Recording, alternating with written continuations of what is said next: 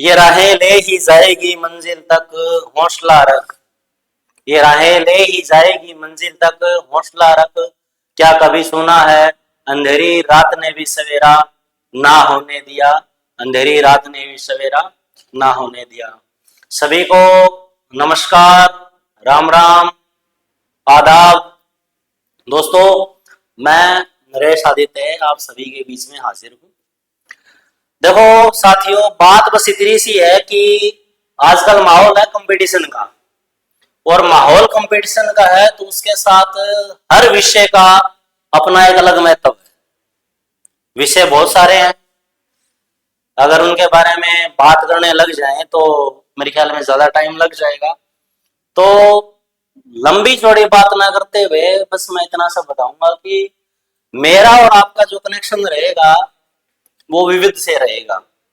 विविध के साथ भारतीय राज्य व्यवस्था, भारतीय इतिहास, ज्योग्राफी, इन सभी का थोड़ा बहुत मिला जुला रूप भी रहेगा।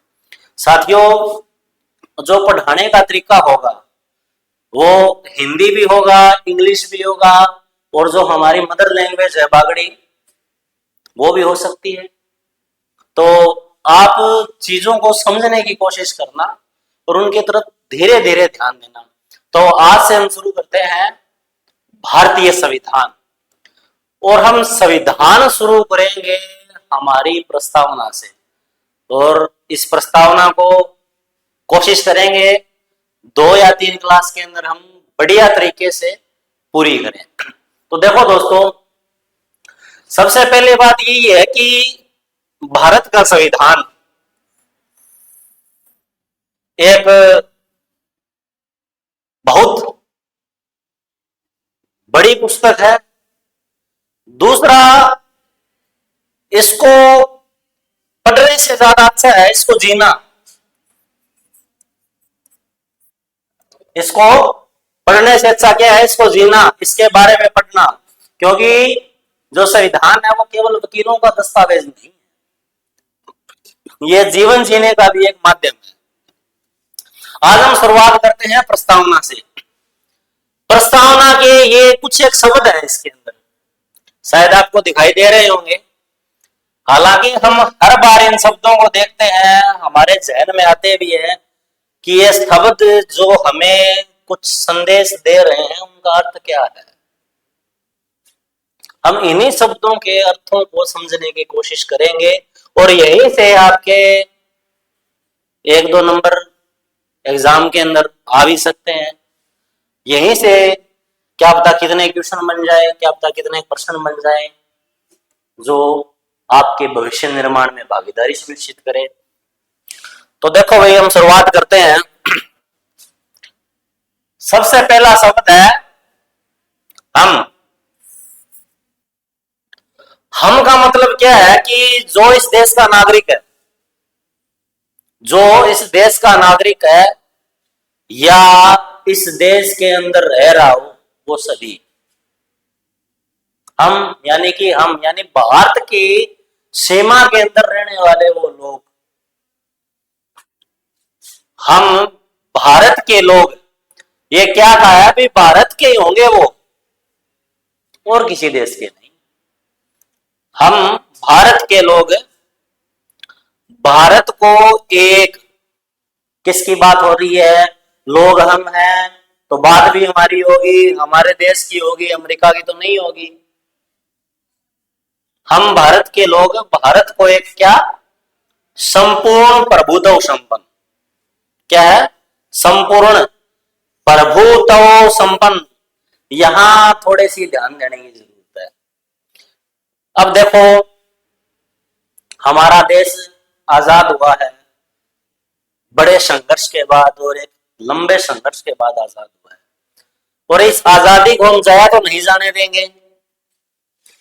कहीं ना कहीं हमारे महापुरुषों की, हमारे बड़े बड़े राजनेताओं की मंशा रही होगी कि हमारा भारत दोबारा कभी गुलाम ना हो।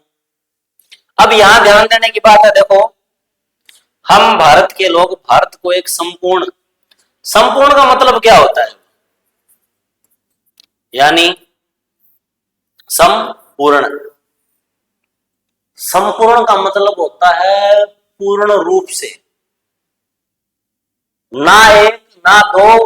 अगर 10 के 10 है तो वो 10 के 10 हमारे ही होंगे, संपूर्ण। उसके बाद प्रभुत्व संपन्न, यानी भारत के जो लोग हैं ना वो संपूर्ण प्रभुत्व होंगे। कहने का मतलब यही है कि आज से उनके ऊपर किसी भी विदेशी ताकत का हाथ नहीं होगा। जो भी फैसले या जो भी निर्णय लिए जाएंगे वो भारत के लोगों के द्वारा लिए जाएंगे। संपूर्ण प्रभुत्व संपन्न। उसके बाद समाजवादी। समाजवादी, देखो समाजवादी का मतलब क्या है? एक तो अगर हम सोचते हैं कि समाजवाद वो है जो किताबों में हम पढ़ते हैं, एक दूसरा समाजवाद ऐसा है कि जिन चीजों का या जिस चीजों का समाज के अंदर उत्पादन किया जाता हो, सामाजिक उत्पादन होता हो, या कह सकते हैं कि सरकारी उपक्रमों के द्वारा किन्हीं वस्तुओं का उत्पादन होता हो, वो समाजवाद है। यानी कि इस समाज के अंदर, इस देश के अंदर जिन चीजों का उत्पादन हो रहा हो वो सारे समाजवाद के उदाहरण है, और उन सभी के ऊपर हम भारतीयों का अधिकार है। उसके बाद है पंथ निरपेक्ष। देखो भाई, पंथ निरपेक्ष ये हमेशा हम सुनते आए हैं कि नेपाल हिंदू राष्ट्र है, पाकिस्तान मुस्लिम राष्ट्र है, तो हमें ऐसी क्या जरूरत हुई कि हमने भारत की संविधान की प्रस्तावना के अंदर इस शब्द को जोड़ा? क्या है? पंथ निरपेक्ष। पंथ निरपेक्ष। हमारे देश के अंदर अलग अलग धर्मों के लोग रहते हैं। क्या रहते हैं? अलग अलग धर्मों के लोग रहते हैं, और वो धर्म हिंदू भी है, मुस्लिम भी है, और उसके बाद ईसाई भी है, सिख भी है, जैन भी है, बुद्धिस्ट भी है। अलग अलग धर्मों के अलग अलग लोग यहां रहते हैं।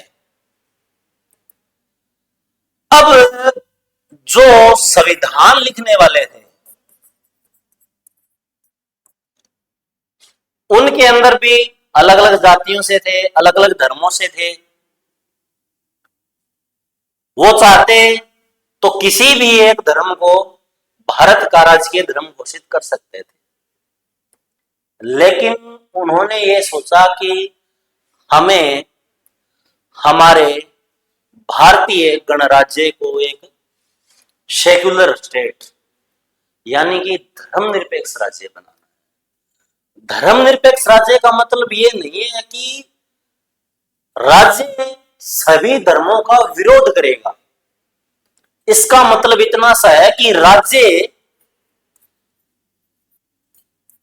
किसी भी धर्म के साथ भेदभाव नहीं करेगा। आई बात ध्यान में? क्या मतलब था पंथ निरपेक्ष का या धर्म निरपेक्ष का? कि राज्य किसी भी धर्म के साथ भेदभाव नहीं करेगा। अब उसके बाद है लोकतंत्रात्मक। अमेरिका के एक राष्ट्रपति हुए अब्राहम लिंकन, उन्होंने कहा था by the people, for the people end of the people. यानी कि लोकतंत्र लोगों के लिए, लोगों के द्वारा और लोगों के लिए। यानी कि जो लोकतंत्र है वो लोगों के लिए होता है, लोगों के द्वारा चुना होता है और लोगों से ही उसका शासन होता है। लेकिन वो शासन क्या होता है? प्रतिनिधि के रूप में।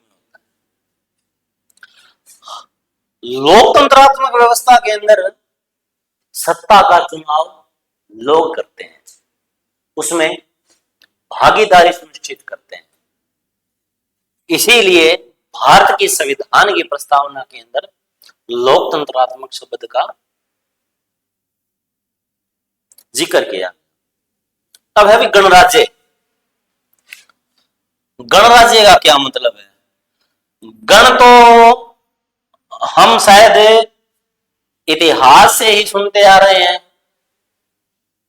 कि ये शाक्य गण से थे, ये अंग गणराज्य थे, हम सुनते आ रहे हैं।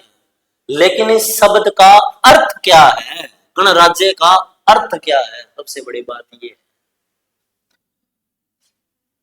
दोस्तों, गणराज्य का अर्थ यही है कि जो शासन होगा वो वंशानुगत नहीं होगा।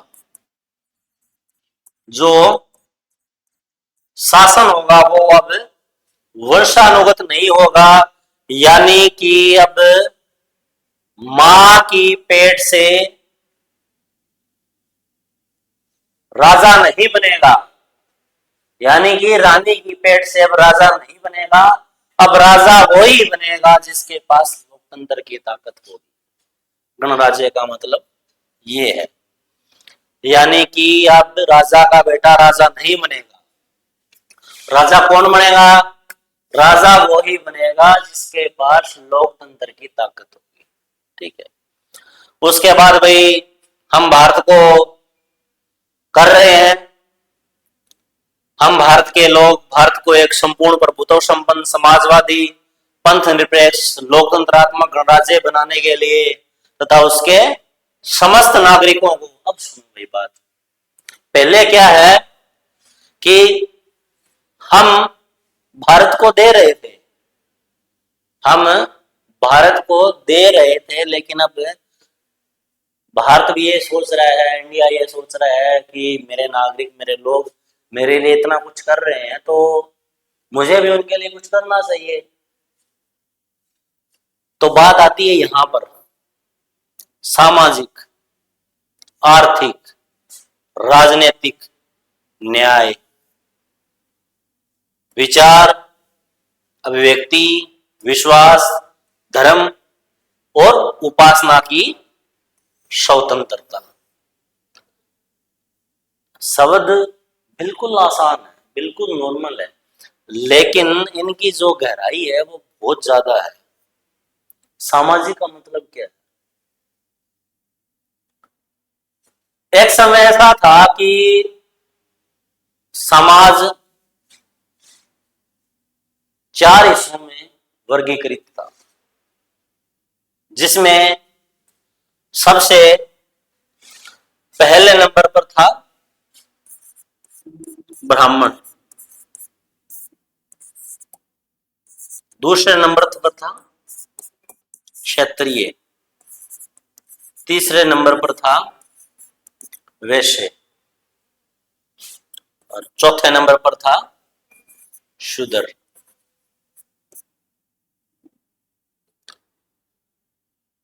इनका काम था शिक्षा देना, धार्मिक कार्यों का करना। क्षत्रिय का काम था युद्ध लड़ना, यानी कि सैनिक शक्ति, और वैश्य का काम था व्यापार से संबंधित, और शूद्र का काम था इन तीनों वर्णों की सेवा करना। लेकिन ये सामाजिक न्याय का उदाहरण तो नहीं है, क्योंकि समाज तो बहुत बड़ा है। और क्या यह जरूरी है कि इस पुरोहित वर्ग के अंदर कोई क्षत्रिय पैदा हो? क्या यह जरूरी है कि इस क्षेत्रीय वर्ग के अंदर कोई वैश्य पैदा हो? और क्या यह जरूरी है इन वैश्य वर्ग के अंदर एक ब्राह्मण और क्षत्रिय दोनों पैदा हो? लेकिन ये चीजें क्या थी? जन्म के आधार पर इकट्ठी हो चुकी थी। अब समय ऐसा था संविधान निर्माताओं के सामने कि इस व्यवस्था को परिवर्तन करना था।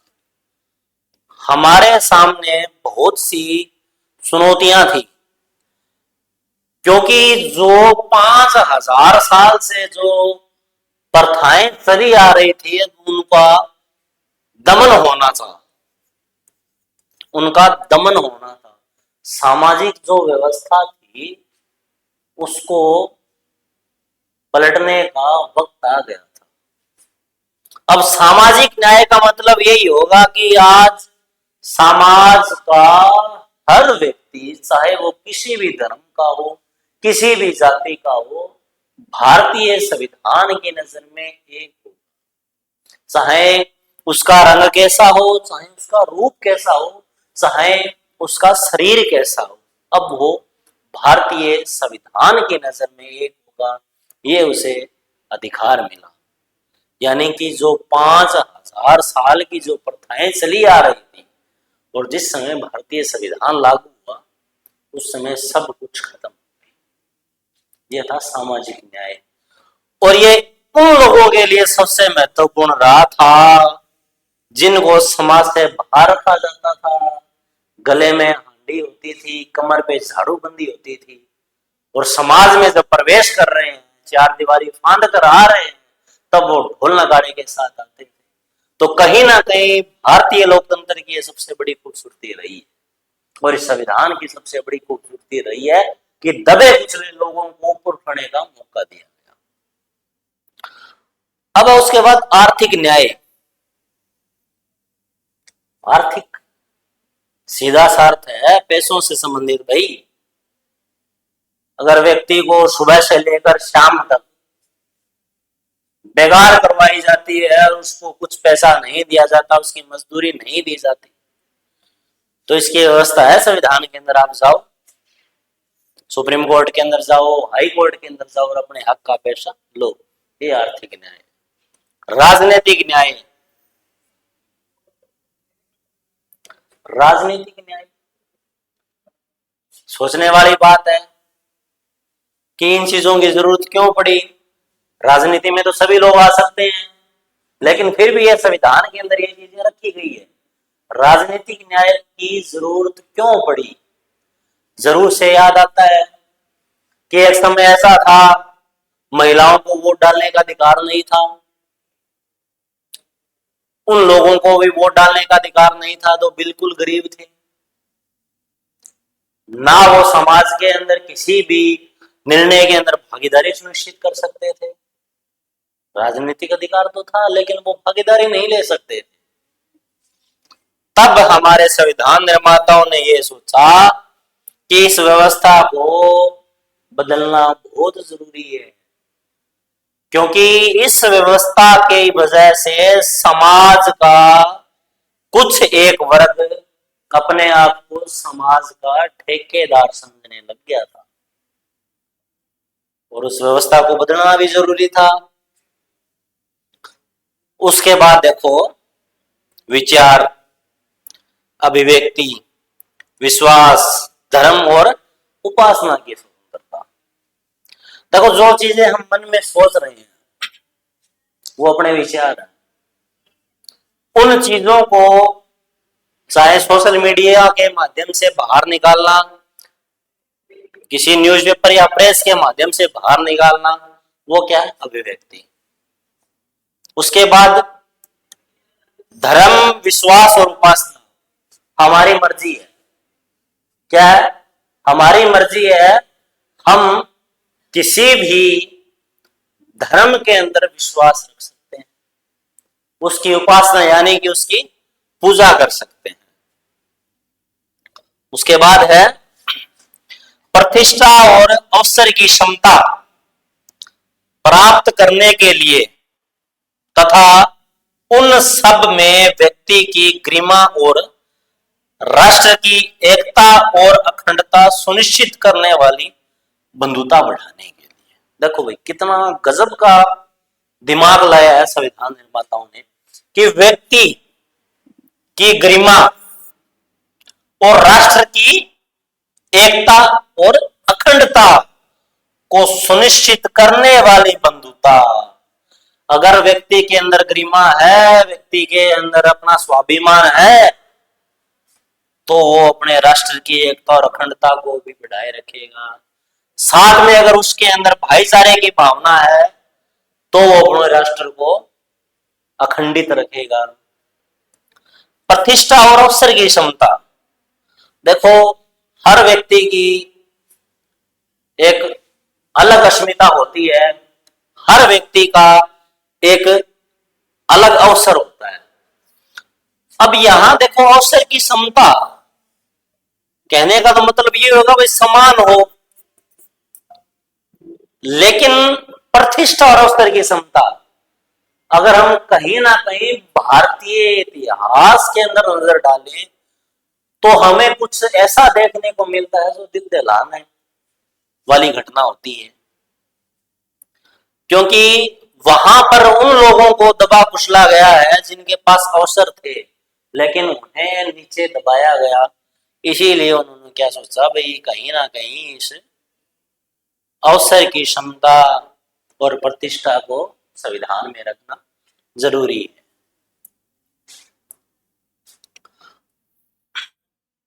अब देखो भाई आगे, उसके बाद क्या है, दृढ़ संकल्प, यानी कि डिटर्मिनेशन, जिद के साथ दृढ़ संकल्प होकर अपनी इस संविधान सभा में, देखो खूबसूरती देखो अपनी, क्या है अपनी और किसी की नहीं, अपनी अपनी इस संविधान सभा में आज तारीख 26 नवंबर, कितनी 26 नवंबर 1949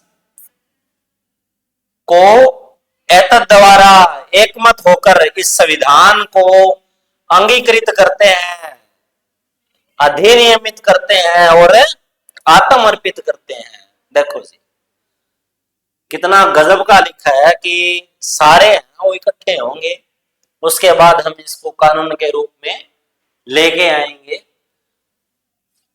और वो भी सारे एक साथ दृढ़ संकल्प होकर अपनी संविधान सभा में। तो दोस्तों ये अपनी प्रस्तावना थी, कहीं ना कहीं इनका अर्थ गहरा है और समझना बहुत जरूरी होता है। अब देखो यहां से आपके प्रश्न इस प्रकार बनते हैं थोड़े बहुत, और बाकी आप खुद देखो इन चीजों को, कि एक तो प्रस्तावना के अंदर संशोधन हुआ था,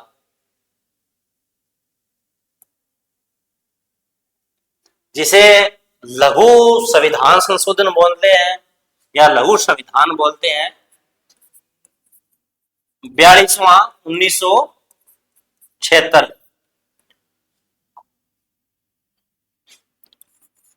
तीन शब्द जोड़े गए थे नए, पंथ निरपेक्ष,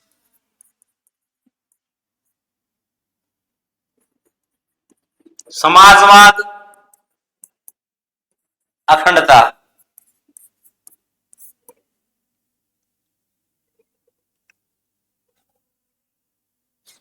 ये तीनों शब्द